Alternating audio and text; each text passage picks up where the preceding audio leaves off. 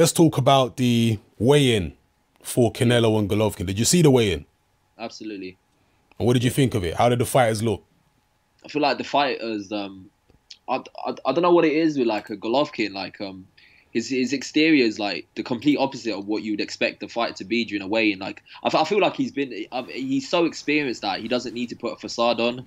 So it's like with like it's kind of funny with like when you look at Canelo and you look at Golovkin, it's like they're the complete opposite of each other when it comes to experience. So with Golovkin, you got a fighter that's had like such a huge, extensive amateur career, but the irony of the situation is, right, he's fought probably like so many legitimately top amateur fighters. Like his amateur pedigree is crazy in terms of the fighters that he's fought on the amateur league.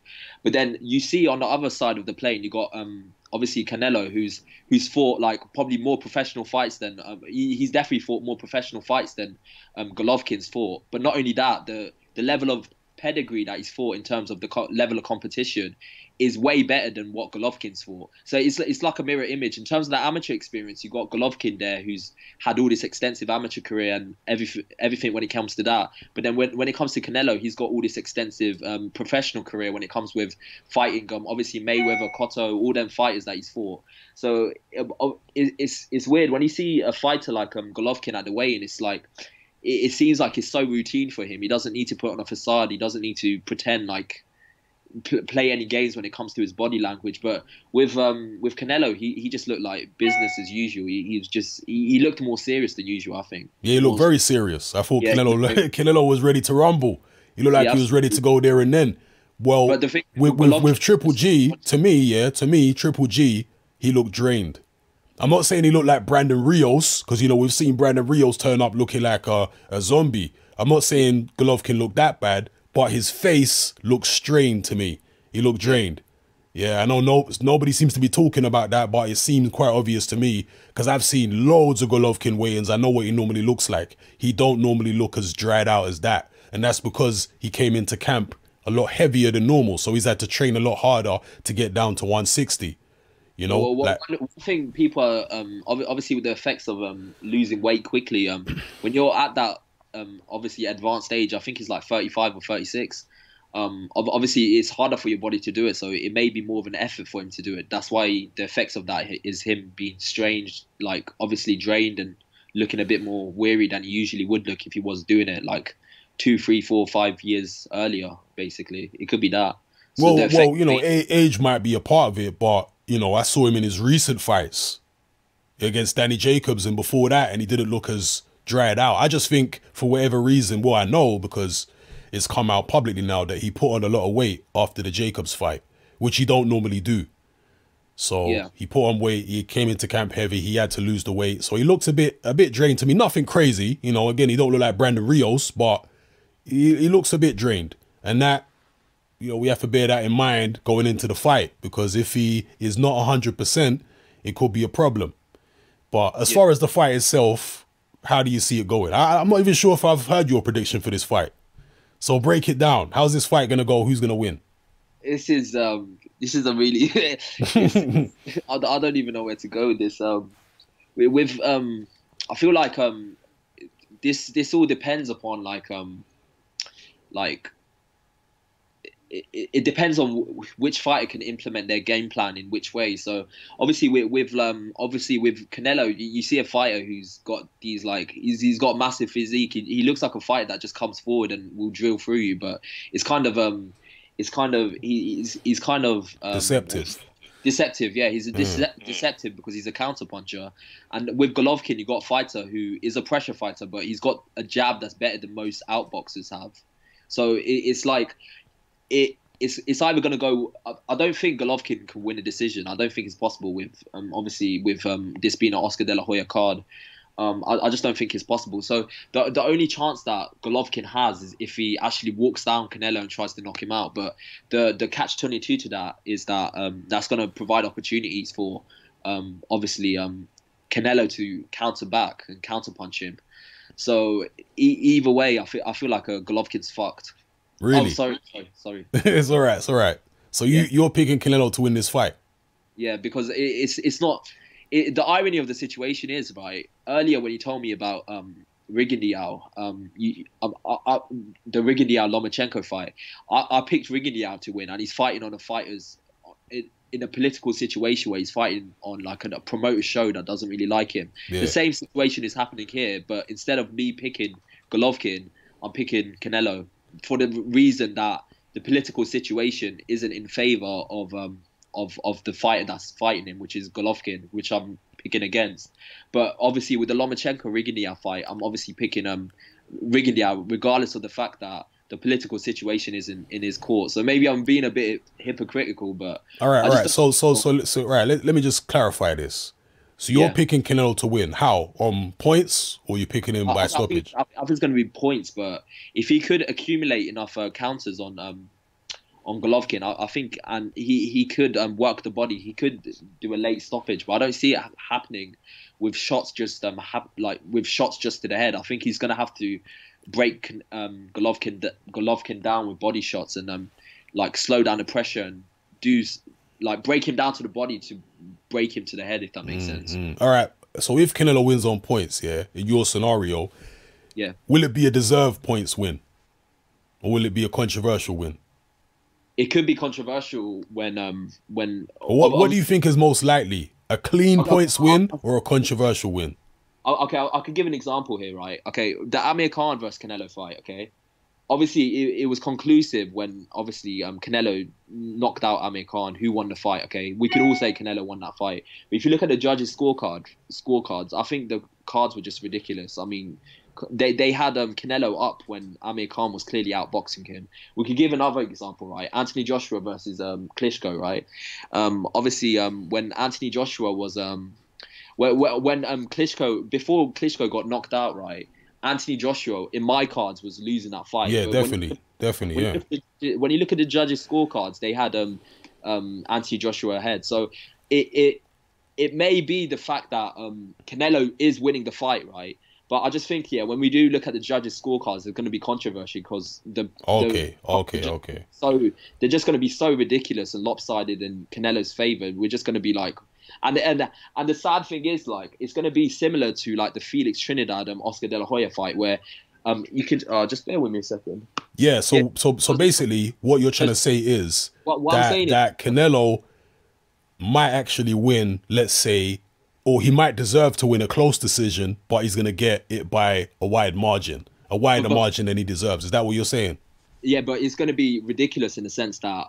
So it's not going to be, but what I'm trying to get to is, your prediction is for what? A flat out robbery, or a fight which Canelo actually, you could say that he might have won because it was close, but got a crazy scorecards. It's like the Cotto versus Canelo fight, where in my opinion, Canelo won, but the scorecards were just crazily, like Cotto was so disgusted, he just left the... All right, but let me try to clarify what you're saying, because you're going all over the place. Will Canelo win a decision, which he actually deserves? Yes or no? Yeah, absolutely. You believe he will? Okay. I think he will, but it's going to be, when we look at the judges' scorecard, I reckon, you know, when you saw like the Felix Trinidad versus Oscar De La Hoya fight, where basically like there was times where like some of the judges were scoring the fight for Oscar when he wasn't even throwing a punch. Like, I feel like because like everyone expects there to be like corruption because it's a hometown show for Oscar De La Hoya. I reckon the judges are going to be like, take it how you will. Obviously there's corruption in boxing, but I reckon like they're going to be like instructed to cover up their scorecards in a sense. So when there's a close, they might give a few close rounds to Golovkin to make it seem like they're legitimate, but it's all just... All right. Yeah. Well, what I'm saying is, my prediction is, I think Golovkin is going to win the fight, but it depends on how Golovkin boxes, right? This is why I think is the most likely scenario that's going to play out in the fight. I think Golovkin is going to box the same way that he did against David Lemieux. He's going to try to keep it long. He's not going to take any chances. He's not just going to go marching after Canelo the way that he did against Kell Brook and, you know, so many other fighters. I think he's going to try to keep it long, use his jab. He knows that Canelo's got slow feet. I think that if he boxes like that, it should be enough to beat Canelo on points, right? Maybe late down the line, if he feels like he's softened Canelo up enough with the jab, then he'll go in. Now, I know Canelo is not David Lemieux. He's a hell of a lot better than that. He's got better head movement. He's got better balance. He's got a better defense. So that's why I'm thinking he might struggle using that strategy to actually break Canelo down, and it might end up going the distance. Whether he'll get a decision on the cards is another matter, but I think he'll fight in that particular way, and he should win a decision if there's fair judging. If he don't fight that way, if I'm wrong and he employs a different strategy, like he tries to go at Canelo and attack him, then I don't know what's going to happen. Canelo might beat him. Canelo might stop him, because Canelo is way faster than Golovkin is. And I said it in some of my videos recently. Golovkin has a chink in his armor. He's got a weakness that when people open up on him, he goes into his shell. He don't even like exchanging, even against Kell Brook. Yeah, and Kell Brook was a guy who, he caught Golovkin with a couple decent shots, but Golovkin didn't really respect his power that much. He didn't respect his power the way he respected Danny Jacobs' power, for example. So he got angry, he covered up, he walked Kell Brook down, and he started getting him up against the ropes and unloading. Now, with, you know, Canelo's faster than Kell Brook. He's stronger than Kell Brook. I think he's defensively better than Kell Brook. And if Golovkin goes at him, Canelo's going to light him up. And Golovkin's going to go into a shell where he's not really throwing much punches. I think one of the keys to beating Golovkin is to let your hands go, throw plenty of shots at him. It will shut his offense down. I mean, even Danny Jacobs, he threw quite a lot of punches against Golovkin. I know they came out with the CompuBox numbers and it showed that Golovkin threw more punches overall, but most of them were jabs. Danny Jacobs threw way more power punches than Golovkin, and Golovkin threw way less power punches than he normally throws. And that's because of the fact that Danny Jacobs was so active in throwing power shots and combinations at him, and they were hard shots. So Golovkin, like I say, he goes into this shell when he's got somebody in front of him that can bang and they're letting the hands go. I mean, even if they can't bang that hard, it's almost like a reflex action for Golovkin where he goes into the shell. You look at the Kasim Umar fight. Have you ever seen that fight, him against Kasim Umar? No. I know it was a long time ago, but still, Kasim Umar was throwing a lot of punches on the inside, and there were moments where Golovkin just wasn't doing anything. So it's like almost like I say, like a reflex action of him to just cover up and do nothing when somebody's letting shots fly on him. And that's because Golovkin knows that he's slow. He knows he's a slow-handed guy. And if he starts exchanging and throwing punches at the same time as a faster-handed guy, yeah, he might get a few shots through, but at the same time, if the guy is skillful and accurate, he might make Golovkin look silly. So if, as I say, Golovkin decides to go forward, then that's going to play into Canelo's hands. I'm not saying Golovkin can't win that way, but I think it's going to be more to Canelo's advantage if he comes forward. As everybody knows, Canelo likes people coming at him, you know. But let me ask you this question, right? If Golovkin decides to fight the way I think he's going to fight, like he did against Lemieux, and he stands off and uses his jab, do you think that Canelo is good enough with his own jab, or good enough at coming forward and slipping a jab to beat Golovkin if Golovkin fights that way? I think he can. You think he can, yeah? The reason is I just don't think Golovkin. You can see videos online where they're trolling Canelo, where they're saying stuff like, "Oh man, look how ridiculous he looks when he fights Erislandy Lara, and look how ridiculous he looks like he makes when he fought Floyd Mayweather." But you gotta understand when you're dealing with that caliber of like slick fighters, like right. Sorry to interrupt. Obviously, Golovkin is no Lara or any of them kind of guys. Yeah. So I feel like if Canelo prepared properly in terms of his game plan, he's prepared physically, but it depends on who could implement the best game plan. If he's prepared properly in terms of his game plan, then he would have like worked on camp on how to deal with that stiff jab. Yeah. If he can get rid of that jab, then I think Golovkin is in some sense screwed, because in terms of his boxing skills, there's certain fighters where like they do everything well. Like with Golovkin, he's obviously a top pound for pound fighter, but I feel like he does three things really well. So he's got this great pressure where he knows how to cut off the ring. He's also got this great chin. And I think he does four things really well. Obviously, it's a bit simplistic thinking of it in that way, but I feel like he's got great pressure. He's got great chin. He's got a great jab. And he's also got this knockout power. So that's the four factors that he has. When he combines it all together, that that can actually help him in this situation in terms of in terms of making him the fight that he is today, right? But when it comes to him boxing with his jab, if Canelo can somehow negate that jab, like take it away, take that weapon away, he can. Apart from that, what else does he have in terms of outboxing a fighter? Apart from that one jab, if you take away that jab, how else can he outbox a fighter? I hear that. I hear that. That is a good point. But I'm thinking. Yeah. Here's the thing. It depends on what Canelo was expecting. Because you look at, let me give you an example. When Carl Frampton fought the rematch with Leo Santa Cruz, yeah, Carl Frampton was not expecting Leo Santa Cruz to box the way that he did in the rematch.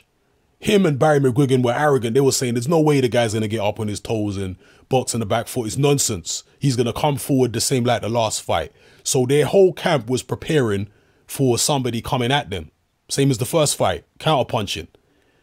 With Canelo, has he even prepared for Golovkin to actually stand off him? But that's when you see like who's like a top elite fighter. Like with Canelo and Golovkin, like it's going to be an opportunity for Canelo to prove if Golovkin does fight with an outboxing style where he uses his jab, right, it's going to be an opportunity for Canelo to prove his adaptability. So when you look at fighters like the top pound for pound fighters, like obviously Andre Ward, Terence Crawford, Floyd Mayweather, they've always had this ability where they may have had an initial game plan at the start of a fight, in the first 4 rounds of a fight, where they fight in a certain way. So you saw it with like for example, Calzaghe has that ability as well, where he got dropped by Roy Jones or he got dropped by Bernard Hopkins, but then he gets back up, he adjusts his strategy, and then, or Marquez does the same thing. He adjusts his strategy mid-fight, like off the whim, like he just off the cuff, he'll adjust his strategy and somehow he'll find a way to turn the fight around. But has Canelo ever done that though? Can you name a fight where Canelo's ever done that? That's what I'm saying. This fight will prove like whether he can do it. So yeah, obviously the media has been like hyping this fight up, saying whoever wins this fight is a top pound for pound fighter. I think that's just untrue. None of these fighters have accomplished what Andre Ward has, and obviously but if they've at this moment in time, it's an argument. So you can arguably say Canelo, Golovkin are on that top level. So in my opinion, right, obviously Terence Crawford and Andre Ward and Floyd Mayweather and obviously Rigondeaux, Lomachenko. I don't know about Rigondeaux, Lomachenko, because they've not like face that tactical like adversity, yeah. But obviously Terence Crawford and Andre Ward, they've shown that ability to adapt, like change their game plan mid-fight. If Golovkin and Canelo are to be considered on that top tier, like the top 3 pound for pound, even on that tier, then they've got to show that in this current fight. If it does really prove that whoever wins this fight is a top pound for pound fighter, they've got to show that ability to basically adapt on the fly and off the cuff, actually, even though they may have worked their entire game plan for their entire like training camp for a specific game plan. They got to be able to show that, and they've got enough experience to do it. So I don't see why they can't do it. But obviously, if they're in some sense they're one-dimensional fighters, in the sense that when you watch a Canelo fight, you know what's going to happen. You know he's going to come forward. You know he's going to throw counters. When you watch a Golovkin fight, there's a similar theme to all of their fights. There's a similar theme to all of their fights where it's either Golovkin just non-stop pressure or him outboxing a fighter once in a blue moon, like he done with David Lemieux. All right. So bottom line, you're taking Canelo to win the fight on points, and you think it will be close, but the judges might have it wide. Yeah, and I'm taking Golovkin to win the fight on points. I don't know whether he'll get this decision, but I think it will be a situation where he probably deserves to win the fight on points. Most people are going for knockouts, from what a lot of people anyway are going for knockouts. Especially the people picking Golovkin, they're picking Golovkin by KO.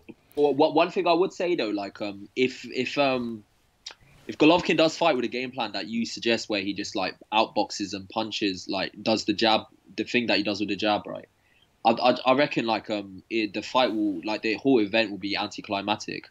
So in an ironic way, when before like this fight was signed and the Conor McGregor fight was happening, you had all the hardcore fans saying, "Oh, I can't wait for this Conor McGregor fight to just be over so that we can watch real boxing, which is Golovkin versus Canelo."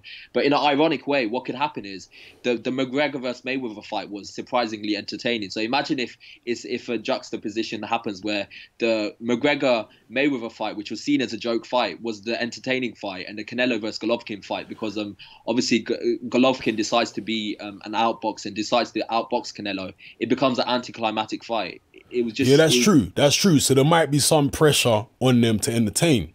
Yeah, we might be midway through the fight with Golovkin trying to box on the jab, and the crowd start booing, and they're like, "What the hell is this?" And there might be pressure on Golovkin to actually get stuck in.